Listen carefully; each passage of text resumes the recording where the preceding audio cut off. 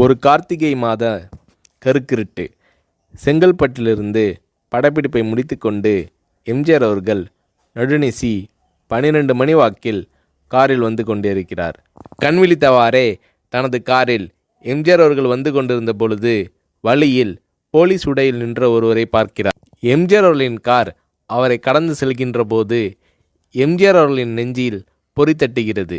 ஆள் நடமாட்டமே இல்லாத இந்த அர்த்த ராத்திரியில் அந்த போலீஸ்காரர் பஸ்ஸுக்காக காத்து நிற்கிறார் என்பதை எம்ஜிஆர் அவர்கள் புரிந்து கொள்கிறார். உடனே தனது டிரைவரிடம் காரை நிறுத்த சொல்கிறார் எம்ஜிஆர். கார் பின்னோக்கி வருகிறது. போலீஸ்காரரின் அருகில் காரை நிறுத்தி கதவை திறந்து ஏறுங்கள், எங்கே போக வேண்டும் என்கிறார் எம்ஜிஆர். பரவாயில்லை, நான் பஸ்ஸிலே வந்து விடுகிறேன் என்கிறார் அந்த போலீஸ்காரர். நேரமாகிவிட்டது, இனி இந்த ரூட்டில் பஸ் கிடையாது, ஏறிக்கொள்ளுங்கள் என்று எம்ஜிஆர் அவர்கள் வலுக்கட்டாயம் செய்ய போலீஸ்காரர் வேண்டா வெறுப்பாக ஏறுகிறார். காரின் உள்ளே லைட் போட்டு சாப்பிட்டீங்களா என்று கேட்டுக்கொண்டே தனது சீட்டுக்கு பின்னால் இருந்த பிஸ்கெட் பழங்களை எடுத்து கொடுக்கிறார் எம்ஜிஆர். இப்படி ஓசியில் பயணம் செய்வதே எனக்கு உடன்பாடில்லை. இன்னும் நீங்கள் உண்ண சொல்லி வேறு என்னை இழிவுபடுத்தாதீர்கள் என்று போலீஸ்காரர் மறுக்கிறார். எம்ஜிஆர் அவர்கள் பூரிக்கிறார்.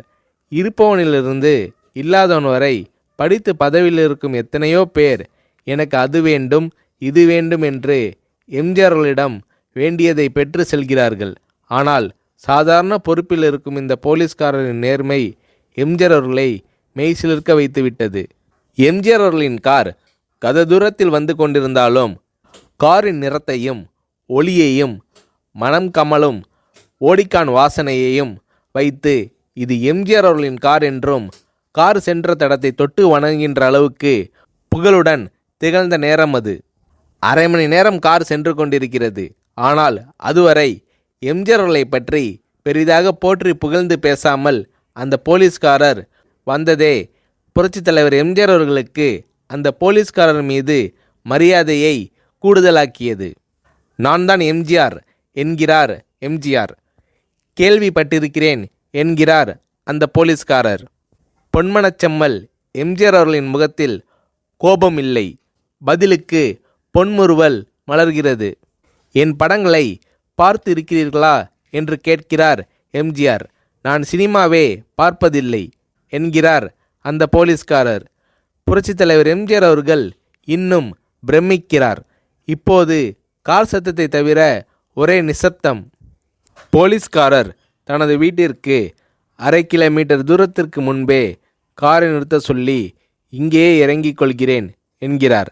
ஏன், நீங்கள் குறிப்பிட்ட அந்த விலாசம் இன்னும் 1/2 கிலோமீட்டர் தூரம் இருக்கிறதே என்கிறார் எம்ஜிஆர். சாதாரண போலீஸ் உத்தியோகத்தில் இருக்கும் நான் காரில் வந்து இறங்கினால் என் வீட்டிற்கு அருகில் உள்ளவர்கள் என்னை தவறாக நினைத்து கொள்வார்கள். இதுவரை இப்படி நான் யார் காரிலும் ஓசியில் வந்து பழக்கமில்லை. நீங்கள் எவ்வளவு தூரம் செய்த உதவிக்கு நன்றி என்கிறார் அந்த போலீஸ்காரர். புரட்சித் தலைவர் எம்ஜிஆர் அவர்கள் அதற்கு மேல் எதுவும் பேசவில்லை. அவர் எந்த போலீஸ் ஸ்டேஷனில் பணிபுரிகிறார் என்பதை மட்டும் கேட்டு தெரிந்து கொண்டு கிளம்புகிறார்.